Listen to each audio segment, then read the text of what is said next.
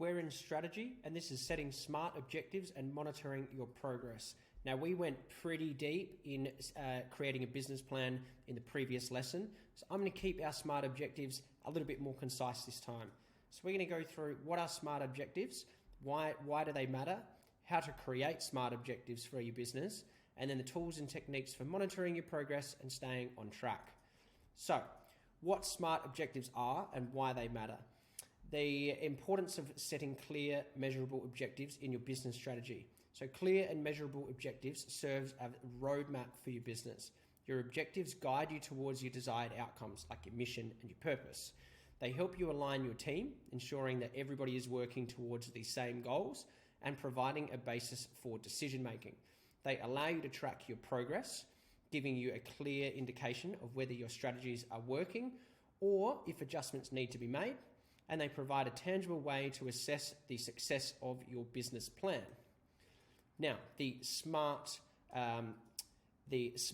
objectives, the framework that we're using here stands for specific, measurable, achievable, relevant, and time-bound. Now, when we think about SMART objectives, we want to be specific. Our objectives should be well-defined and clear about what is to be achieved. They need to be measurable. Objectives should be quantifiable, allowing progress to be tracked. They need to be achievable. Our objectives should be realistic. They can be optimistic, but they still should be realistic, taking into account our available resources and constraints. They must be relevant. Our objectives should align with our broader business goals and the current market environment. And time-bound. Our objectives should have a clear timeline for completion. Now, let's look at a quick example of what a SMART objective is in a successful plumbing business. So, a SMART objective, let's just call them objectives from here on, because we know we're using the SMART framework. A SMART objective for a successful plumbing business could be to increase revenue by 25% on the previous period. So that means if we're doing $100,000 in July in last year, then in this year in July we needed to be doing $125,000. So we're doing a 25% increase on the previous period. Now this becomes the sales KPI and formulates the basis for the sales strategy, which we've gone through in the business plan in the previous lesson. Now, for our successful plumbing business, another objective might be to increase customer satisfaction ratings to 90% over the next 12 months. Now, this becomes our operations KPI and formulates the basis for our operations strategy. This also manages the customer experience during the growth in revenue and ensure that the brand's reputation remains strong. So you can see how one objective feeds into the other and vice versa. We want to make sure that if we're increasing our sales, that our customer satisfaction maintains the same or increases as well. Now, one or multiple SMART objectives can be set for each department as well. So often there will be an overarching objective like the above that becomes the KPI and the purpose of the department strategy. And then a sub-objective for sales, for example, could be to increase the conversion rate, which would also save the marketing strategy resources as well. So we can see how by having an overarching objective for the strategy and then having some smaller objectives that actually feed into that, we can then increase our ability to achieve our KPI and our targets a lot faster. Now, some tips for converting general goals into SMART objectives. As we've said, be specific. You want to turn vague aspirations into clear objectives. For example, instead of increased sales, you might say increase sales of service X by 20% or increase sales across the whole company by 20% in the Northeast market, for example. We're getting more specific. We want to make it measurable. Identify how you'll measure progress towards your objective. For instance, instead of improved customer service, you could aim to reduce customer complaints by 10% over the next quarter. You can see how we're making them specific and measurable. Now, ensure it's achievable. We can be optimistic, but we want to make sure it's achievable.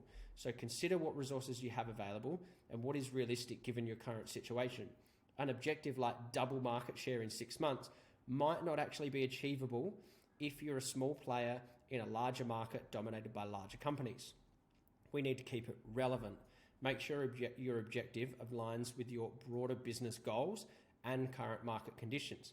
For example, if your business goal is to become a market leader in sustainable practices, a relevant objective might be to reduce packaging waste by 30%, or reduce waste overall by X%, and then set a time frame. So specify when you aim to achieve your objective. Now, this creates a sense of urgency and helps motivate your team into action and give you a reason or another reason to hold your team highly accountable as well. Now, identifying the key performance indicators, the KPIs associated with each objective. We touched on this a little bit. KPIs are the metrics you use to measure progress towards your objectives. To identify the KPIs associated with each objective, consider what evidence you would indicate that the objective has been achieved. For example, if your objective is to increase sales by 20%, your KPIs might be revenue growth as the main one, with a conversion rate and average invoice value as the secondary KPIs. Meaning the main KPI is revenue, but the drivers behind that KPI as well are how well can you convert a lead into a sale, and how much money did they spend. Now, the importance of regularly reviewing and updating your objectives. Business environments are dynamic, and changes can occur rapidly. Regularly reviewing your objectives ensures that they continue to align with your business strategy and your market conditions. Using our objective meeting and action structure, which we can see here that I've highlighted under strategy, the module that we're going through here.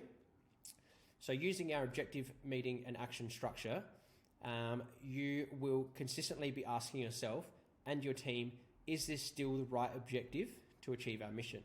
You may be pivoting on a monthly basis to align closer to your mission as well. On a quarterly basis, you'll also revisit, is this still the mission? And adjust our mission, objective, and action items accordingly. Ultimately, we want to advance swiftly with the least amount of resistance. We want to make sure we're constantly aligned with where we're going, making sure the things we do on a daily basis are aligned with where we want to be in a year and 5 and 10 years' time. Now, we can see here as well, in our objectives, we can list out our objectives, which you'll be able to see in the blueprint, and then we can actually switch to timeline view. So you can enter them in the board view, but you can switch to timeline view, and you can actually toggle between the dates and see what needs to be achieved in what priority order. And you can also track your progress by assigning different categories through planning, in progress, and also completed as well. This helps you see visually what's coming up, what needs to be done, what's pressing, and what has actually fallen behind. So we kept it nice and quick here. We know how to set SMART objectives. We know why we need them. We know how to create them for our company, and we know how to monitor our progress and follow along with our objective board view throughout the calendar there as well.